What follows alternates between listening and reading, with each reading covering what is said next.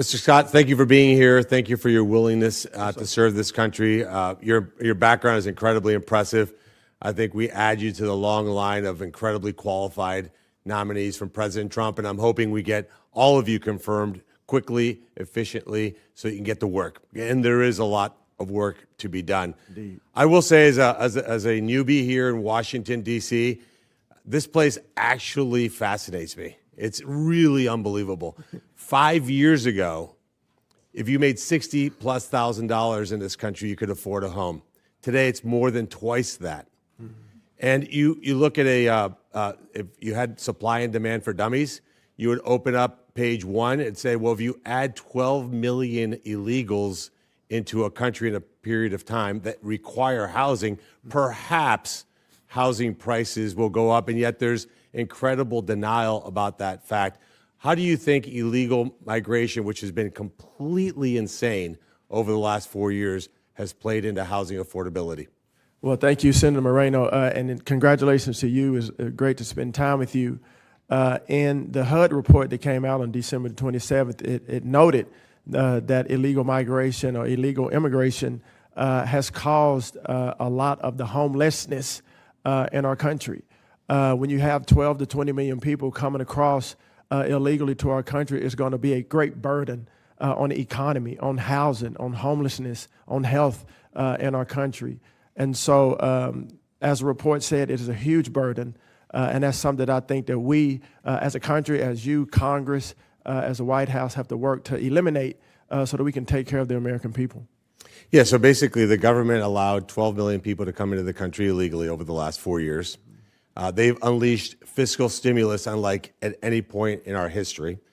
Trillions of dollars of fiscal stimulus that led to higher interest rates. Then you look at the regulations that led to higher housing costs, and yet we convene to figure out how to lower housing costs. Mm-hmm. It is pretty remarkable process to watch as somebody who's from the outside. Is there anything else that you've seen that you'd like to do that are priorities to lower the cost of housing? Because like Senator Kim said, this is the issue I hear over and over again, whether it's that 20-something that wants to not live in their parents' basement or the parent that does not want to have that 20-something living in their basement. They both agree, but the reality is it's really expensive to own a home in this country, very differently than when President Trump was back in the White House. Is there anything else that you think that we could be doing in that regard? Well, you know, so far we talk about regulatory reform. We've talked about bringing down the cost of material, the cost of construction, the expansion of opportunity zones, and I think engaging the private sector and bringing the private sector in because, you know, people that do this on a daily basis, government can be a great partner. Obviously, that government is not the only solution. So to bring the private sector in to help with these solutions, that's something that I want to do if confirmed by this committee, is listen.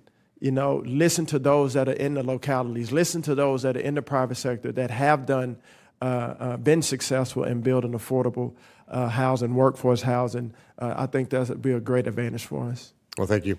And if I have one request for you. As you know, we need a lot of help in Cleveland. We have affordable housing, quote unquote, HUD subsidized housing. That I was just in a Homeland Security meeting talking about illegal migration and the need for, on the other side, they think the solution is to provide better housing to illegals at our border. There are housing projects in Cleveland that if we put illegals in those projects, we would be sanctioned by the UN for human rights violations. I would like you to see those firsthand. These are conditions that no human, let alone an American citizen, should ever be allowed to live in, and yet it's gone on. And quite frankly, as you know, a lot of people make a lot of money as a result of those kinds of conditions. I would love to have you come to Cleveland to see that firsthand. Yes, sir. Thank you. Thank you. I yield the rest of my time to my colleague from Louisiana.